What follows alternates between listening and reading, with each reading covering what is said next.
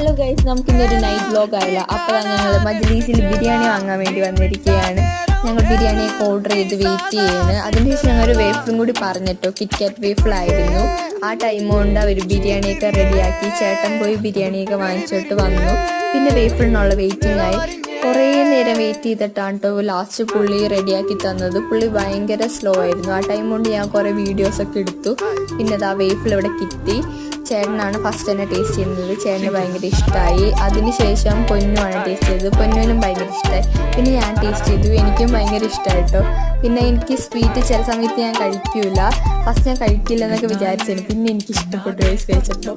പിന്നെ ഇതാ ഞങ്ങൾ വീട്ടിലേക്ക് തിരിച്ചു പോവുകയാണ്. ഹെൽമെറ്റ് ഒന്നും വെക്കാതെ ആരും പോകരുത് കേട്ടോ.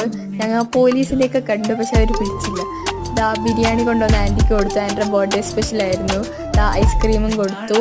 ബിരിയാണിയൊക്കെ സൂപ്പറായിരുന്നു. സോ ഇത്രയുള്ള വീഡിയോ. ബൈ.